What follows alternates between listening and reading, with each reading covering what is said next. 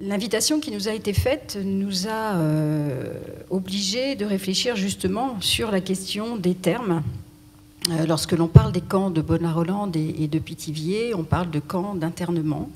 Nous parlons rarement de camps de déportation et rarement aussi de camps de transit. Je vais essayer d'expliquer pourquoi. Radio Londres, les Français parlent au français le 6 août 1942. En France, on rafle, on chasse, on traque. Jean Oberlé, Jacques Duquesne. Tu as vu les nouvelles persécutions contre les Juifs en France? Oberlé. Le moins qu'on puisse dire, c'est que c'est abominable. Duchesne. C'est en effet abominable. Les Allemands se jettent dans la barbarie avec une frénésie sadique. C'est la première fois que les horreurs des pogroms sont sciemment organisées en France, c'est terrifiant. Oberlé. Et puis ça s'accélère. D'obliger ces malheureux juifs à arborer l'étoile jaune sous leurs vêtements, c'est déjà d'une goujaterie horrible, mais maintenant c'est vraiment la terreur pour les femmes, les enfants, les vieillards. Ce sont de véritables rafles, des chasses à l'homme, où les juifs sont attaqués comme du gibier. Et c'est les camps de concentration et la déportation. Pour où? On ne sait pas. En tout cas, avec peu de chances de revenir. Et le 6 août. Duchesne. Et c'est organisé avec sadisme. Non seulement on ramasse les juifs dans les camps où ils étaient déjà parqués, en l'occurrence c'est moi qui rajoute à Pithiviers et à Bonar-Holland, et on les expédie vers une destination inconnue. Mais encore, on sépare les mères et les enfants. C'est moi qui rajoute à Pithiviers et à Bonar-Holland. Des gosses de 2 ou 3 ans ont été séparés de leur mère, mis à l'assistance publique, et leur identité a été détruite pour qu'on ne puisse pas les retrouver. Des familles entières se suicident, d'autres meurent de faim dans les camps, c'est immonde. Fin de l'émission. Comment Londres a eu connaissance ce 6 août de cette terrible séparation des mères et des enfants qui a eu lieu donc dans les camps de Pithiviers et de Bonar-Holland le 2 août, donc 4 jours avant. C'est ce que Serge Klarsfeld appelle le paroxysme de la solution finale en France. Si les auteurs sont d'une immense justesse, y compris dans le sort final, ils se trompent. Les enfants ne sont pas placés en assistance publique, ils sont abandonnés dans ces 2 camps. Les parents, les mères, partent dans ce que l'on va nommer plus tard le convoi des mères, et ces milliers d'enfants vont rester seuls ou quasiment seuls dans ces 2 camps, en attendant que l'ordre de Berlin de les déporter aussi n'arrive. C'est Laval, on en reparlera tout à l'heure, qui va demander à ce que ces enfants soient déportés. Quant à leur identité, elle n'a pas été détruite. Autre erreur. Mais les plus jeunes ne connaissent pas leur nom de famille, évidemment, à peine leur prénom. Comment tu t'appelles? Jojo. Maman m'appelle Mamie. Ils seront déportés anonymement. Nous retrouvons sur les listes un enfant de 5 ans, une fillette. Mais comment en est-on arrivé là? Comment de camps d'internement, Bonar-Holland et Pithiviers sont devenus des camps de déportation, puis des camps de transit? Je vais être obligée de faire un petit peu d'histoire sur ces camps, ça va être un peu long. En fait, tout commence le 14 mai 1941. D'ailleurs, les rares survivants juifs qui rentreront d'Auschwitz, vous savez que pour la France, ils sont 3%, parleront de Pithiviers de Bonar-Holland comme ce fut le commencement. Puisqu'effectivement, cette première grande rafle de juifs en France, le 14 mai 1941, va conduire 3700 hommes, tous juifs étrangers, à quelques exceptions près, dans les camps de Bonar-Holland et de Pithiviers. Ils vont y rester internés une année. Une année, ça rejoint ce que vous disiez tout à l'heure.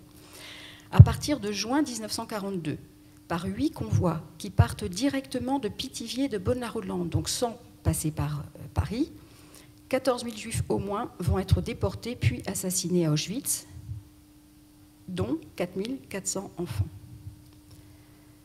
Pithiviers et Bonar-Holland, mais surtout Pithiviers, vont devenir durant l'été 1942 une plateforme logistique du crime. Toutes les personnes que l'on arrête sur quasiment toute la ligne de démarcation ou sur la frontière suisse vont être envoyées à Pithiviers pour tout simplement compléter les effectifs de départ des convois qui doivent être composés de 1000 personnes.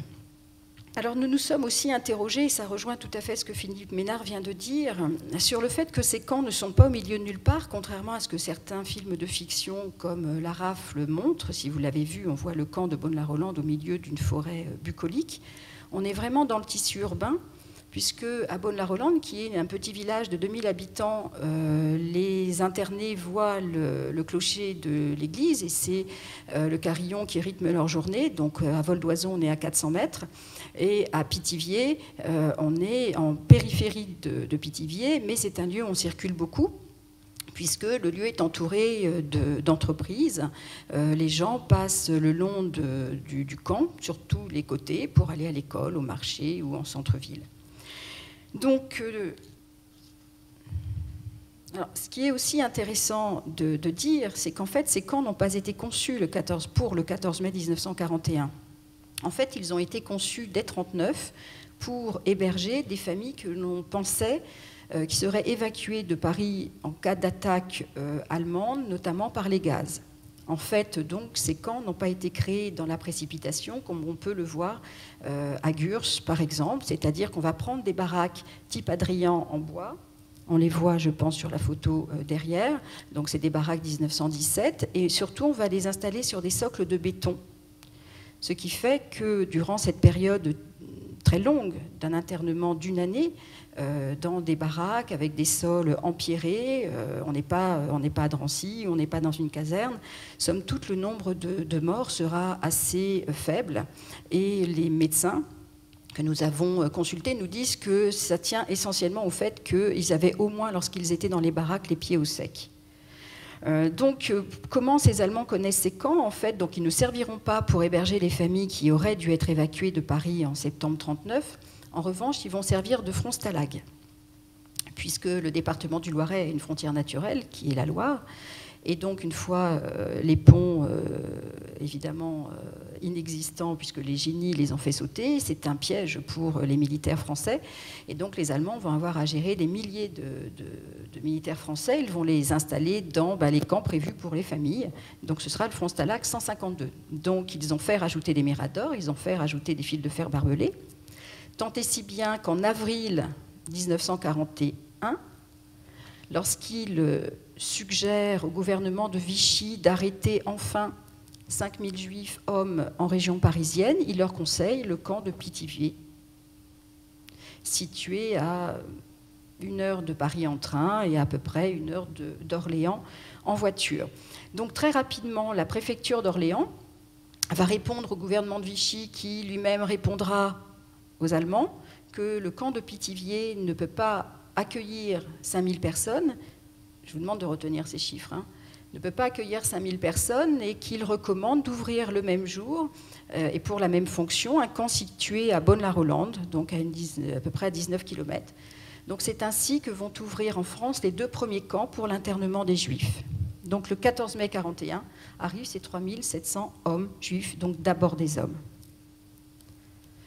Va s'ouvrir également à ce moment-là un service spécial à la préfecture régionale d'Orléans, le service des camps.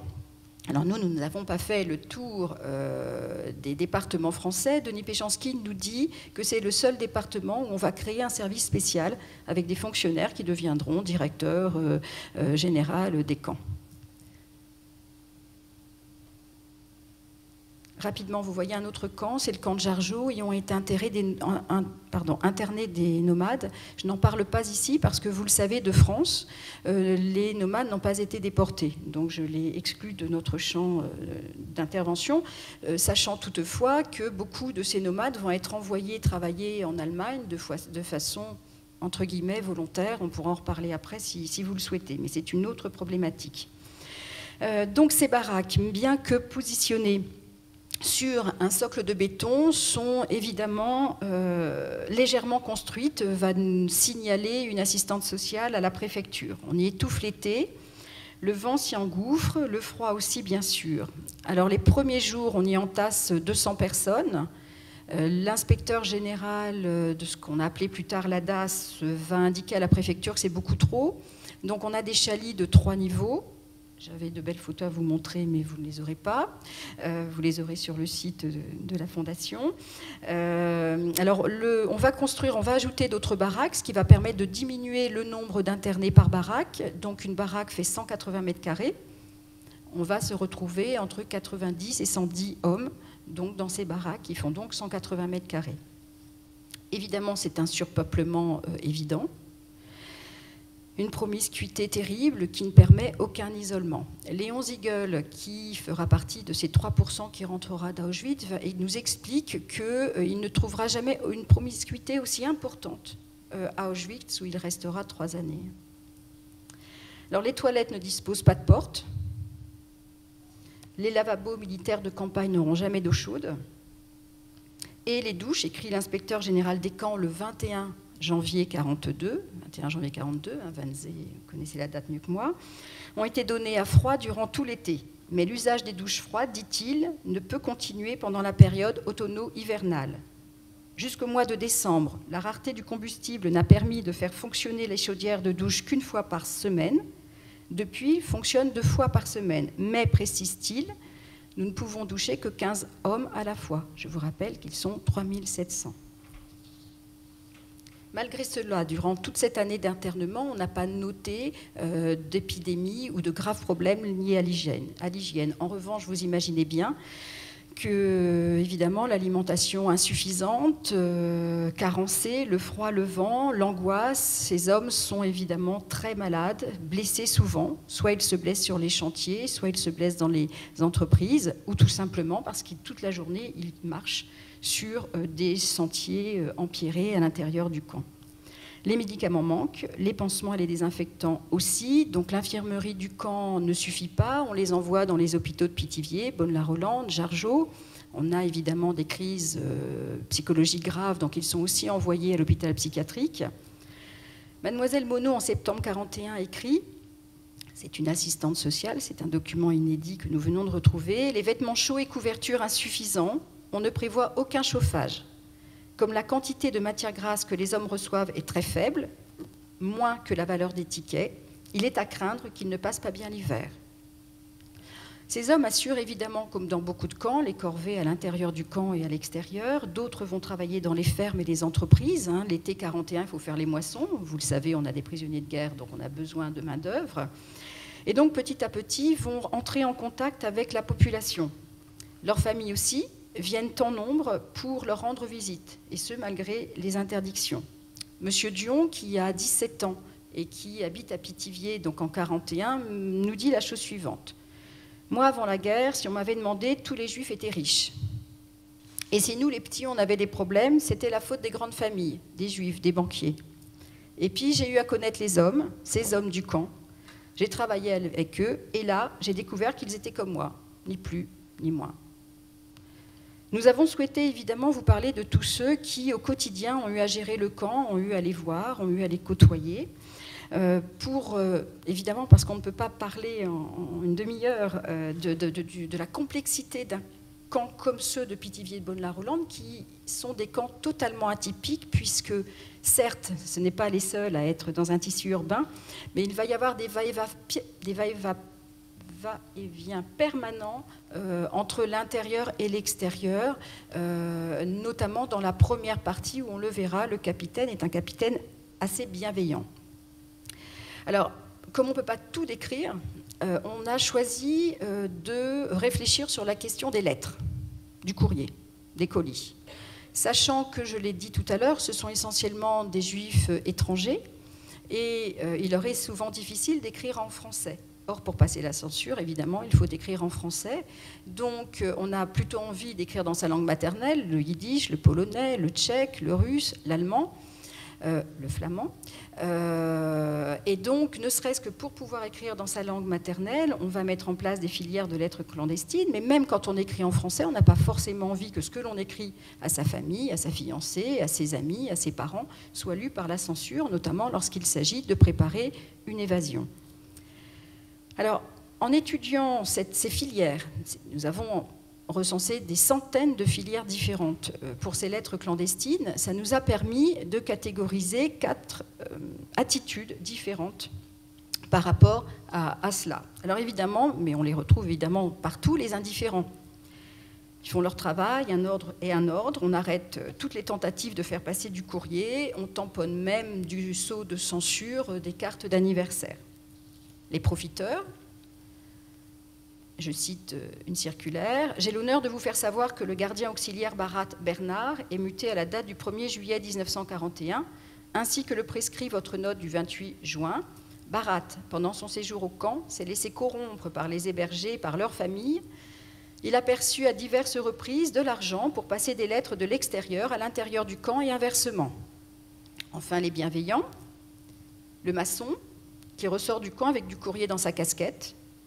L'habitant de Pithiviers, qui plusieurs fois par semaine retrouve dans sa carte des paquets de lettres qui ont été jetés par le soupirail, ou encore des internés qui travaillent dans les fermes et qui envoient des colis de ravitaillement à Paris, tant et si bien que l'une des personnes qui va déposer ces colis nous dit qu'il a été dénoncé pour marché noir.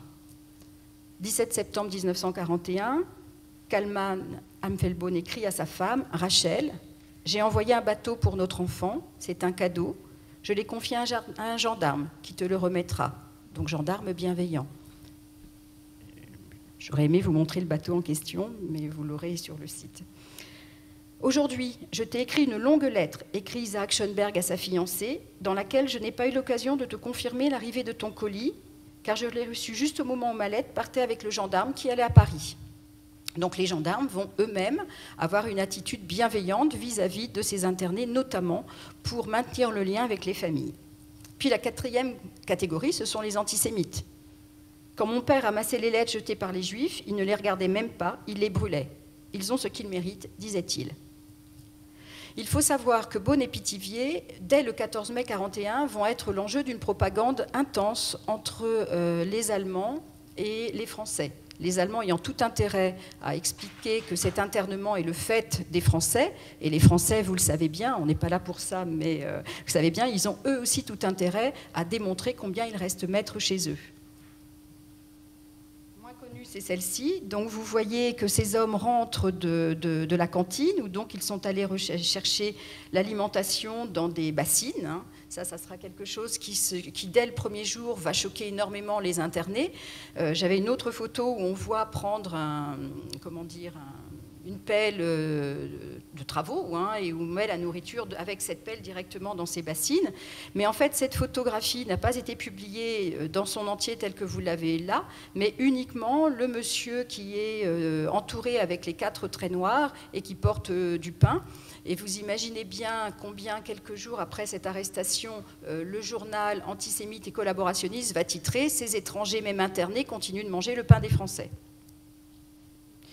La réaction de la population, des gens qui interviennent à l'intérieur du camp, vont être les mêmes que pour les lettres. C'est en ce qui concerne l'accueil des familles. Ceux qui vont en profiter, les indifférents et ceux qui vont aider.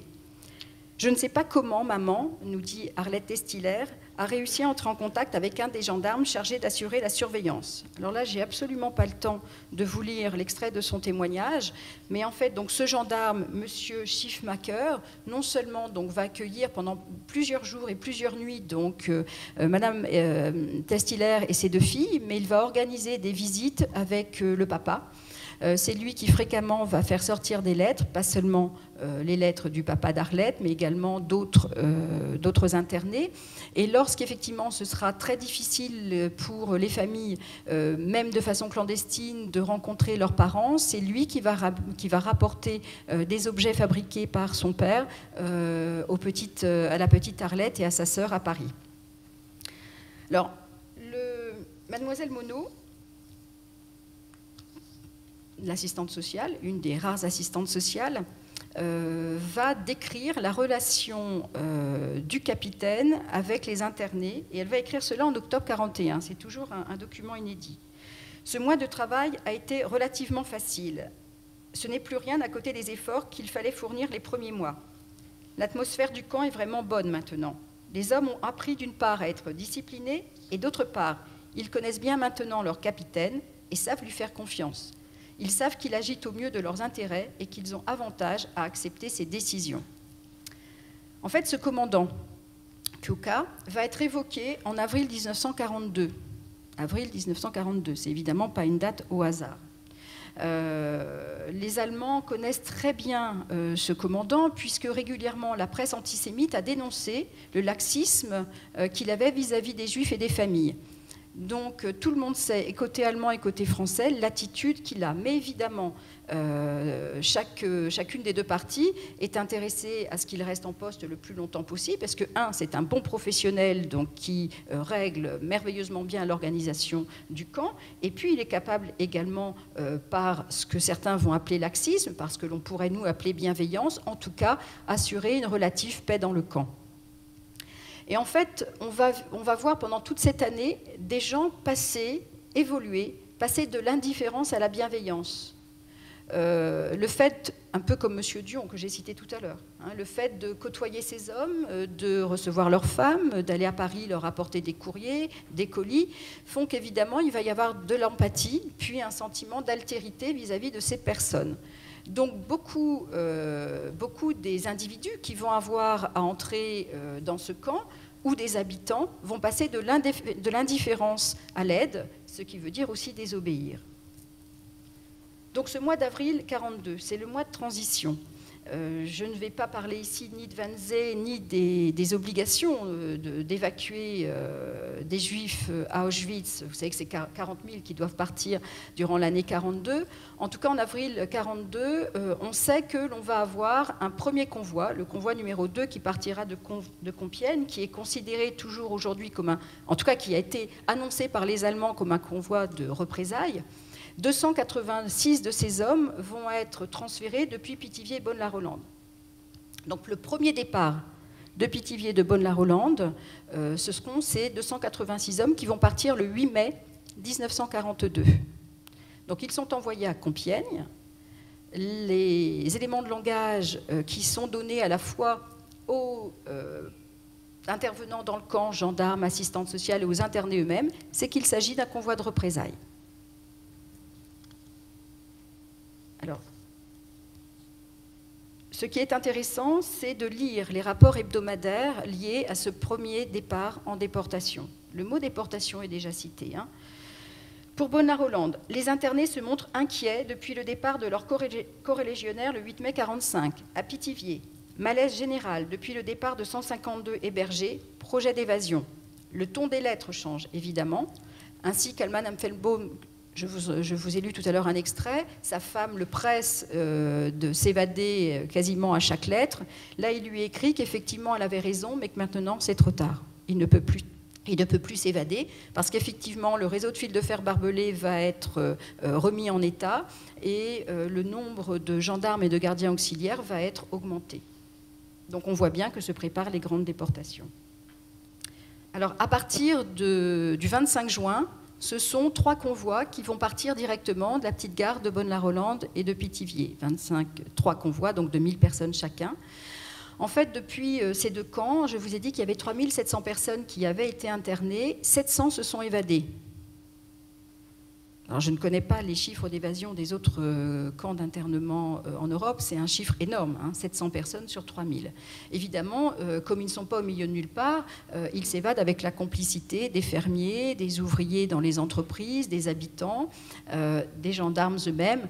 Nous avons moult rapports où le gendarme explique qu'il est allé, j'avais le document à vous montrer, il est allé à l'urinoir.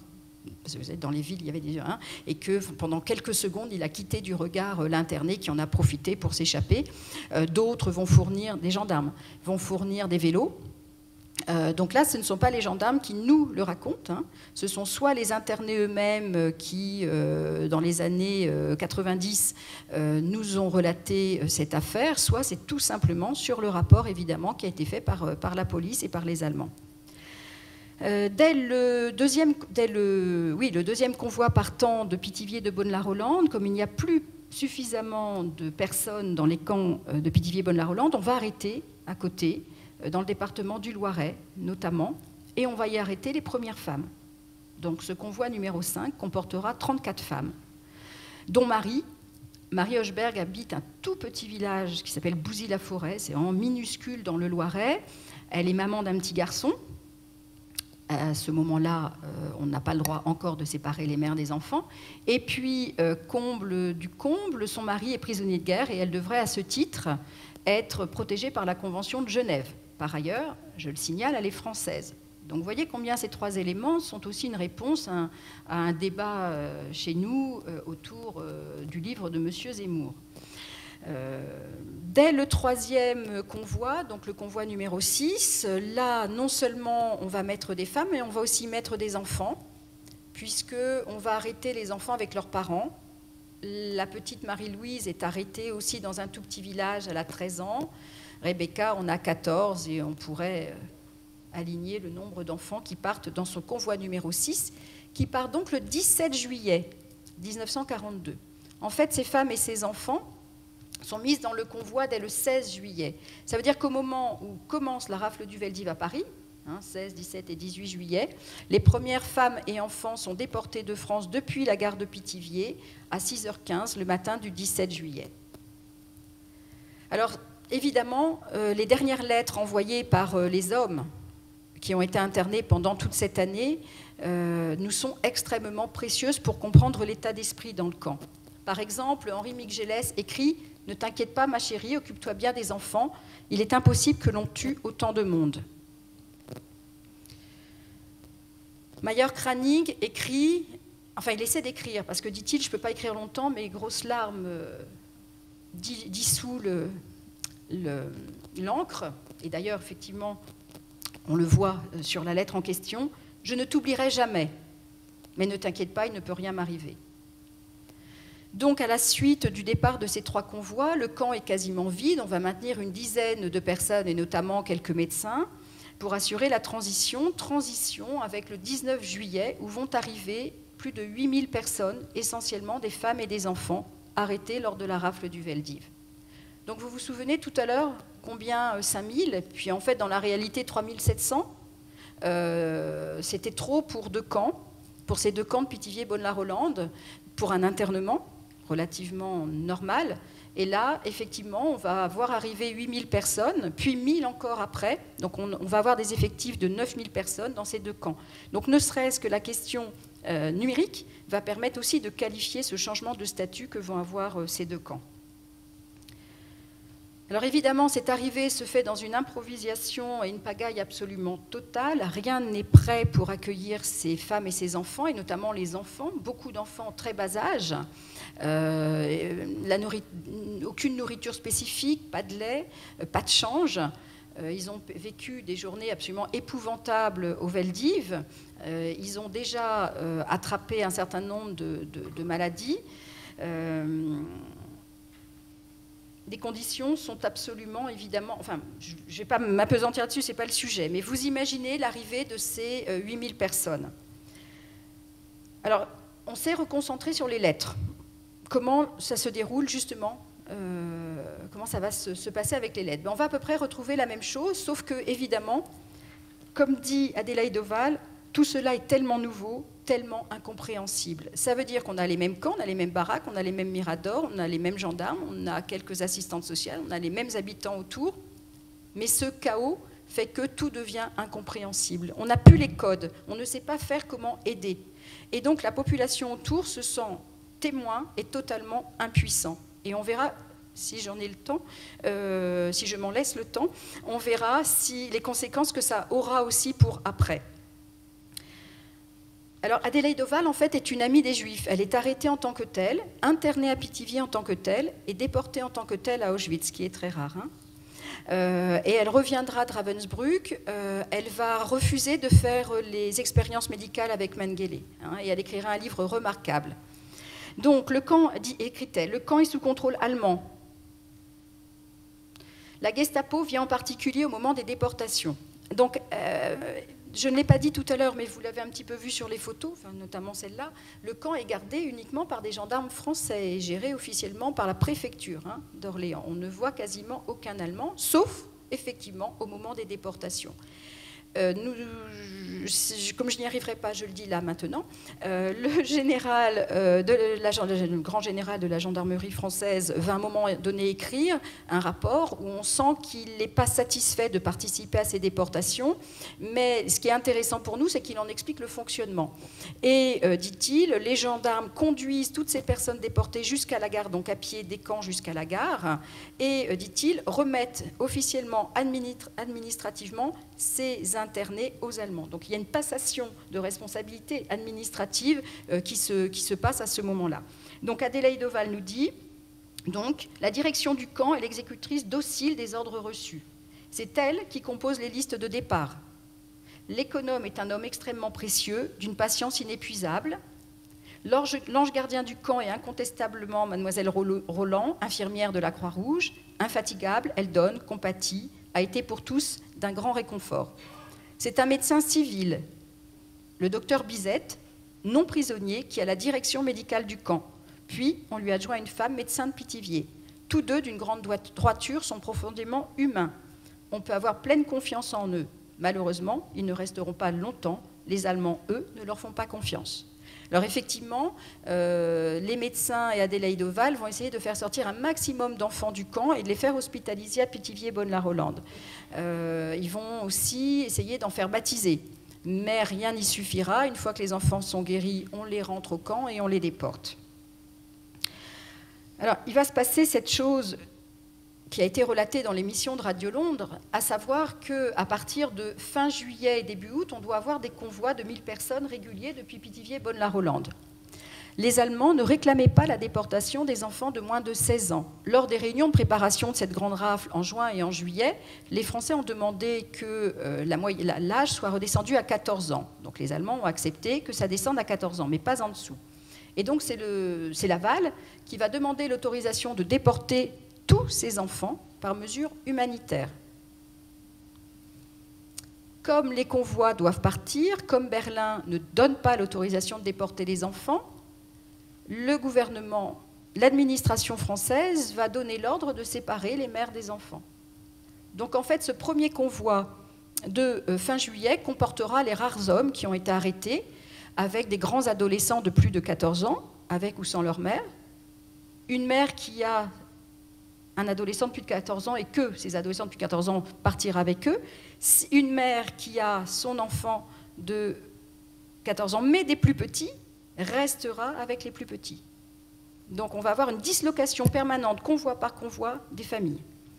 Le convoi suivant, plus d'hommes, plus d'ados de plus de 14 ans, donc va être mis en œuvre cette séparation que vous imaginez bien, donc je ne vais pas la décrire, de ces mères et de ces milliers d'enfants. Alors Adélaïde Oval va dire que ce jour-là, elle a vu beaucoup de gendarmes pleurer, mais ils ont fait leur travail, ils ont séparé les mères et les enfants à coups de crosse. Donc ces mères sont embarquées dans ce que l'on appelle ce convoi des mères, donc il y a plusieurs convois des mères, et ces enfants vont donc rester tout seuls.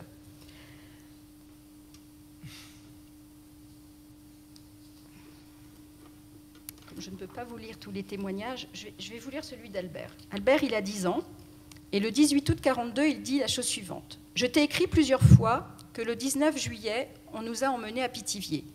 2 semaines après, il y a eu un départ dans lequel on a pris notre cher papa. 2 jours après, c'était au tour de notre mère bien-aimée. Oh, qu'elle a été courageuse, maman. Elle s'efforçait à retenir ses larmes. Mais malgré cela, elle avait l'air abattue, triste. Elle m'a dit, mon cher fils, promets-moi que tu ne feras toute la journée que de t'occuper d'Annette, d'être son père, sa mère, son grand frère. Je suis sûre, je vais mourir en route. » Marie-Louise Blondeau, 19 ans, qui fait son stage, elle est en études d'assistante sociale, va écrire à ses copines, à sa mère, à tout le monde, en disant « Mais envoyez-moi du savon, des gants de toilette, des jouets, du papier. » Ça va être des appels au secours permanents que cette jeune étudiante, stagiaire, en assistante sociale, va envoyer autour d'elle. Et ça sera l'attitude de tous ceux qui vont pouvoir faire partir des lettres. On ne peut rien faire, donc on va témoigner. On est impuissant, mais du coup, ce qui nous reste, c'est la force du témoignage. Et puis, surtout, c'est essayer que ça ne se renouvelle pas dans l'immédiat. C'est-à-dire que ce soit les habitants de Pithiviers, que ce soit certains gendarmes, pas tous, hein, on s'entend bien, hein, dans les gendarmes, on a les mêmes catégories, les indifférents, les antisémites, les bienveillants. Hein. En tout cas, ceux qui vont passer de l'indifférence à la bienveillance, les assistantes sociales, vont tous faire en sorte que ça ne puisse se renouveler. Donc, après cette séparation des mères et des enfants, à Paris, un certain nombre d'entre eux, quasiment toutes les assistantes sociales, vont mettre en place des filières pour cacher les enfants. Parce qu'en fait, tous ceux qui ont assisté à cette séparation des mères et des enfants, tous ceux qui ont vu ces enfants tout seuls dans le camp, ont compris une chose, ces enfants ne reverront jamais leurs parents. Tant et si bien que, là je compresse beaucoup, tant et si bien que lors de la première commémoration en mai 1946, depuis mai 1946, chaque année, il y a une commémoration à Pithiviers, à Bonne-la-Rolande. C'est aussi quelque chose de très rare. Certaines années, on a 3000 personnes qui viennent à ces commémorations. Ce ne sont pas 3000 juifs. Ça veut dire qu'il y a énormément d'habitants qui viennent aussi. Deux faits qui méritent effectivement d'être soulignés. Un, dès mai 1946, le maire de Pithiviers parle de la spécificité du crime qui est fait contre les juifs. Je cite. Vous savez que pour beaucoup, il a fallu attendre le procès Eichmann pour comprendre ce qui s'était passé. Là, c'est dit très clairement. C'est dit clairement parce que ça s'est passé sous leurs yeux. Deuxième élément, les rares survivants d'Auschwitz vont jusqu'à une période très récente remercier la population en citant des noms, Mademoiselle Roland, M. Bizette, M. Bouchard, et mettre une gerbe. Eux vont déposer chaque année une gerbe spécifique pour remercier la population de l'aide qu'ils leur ont donnée.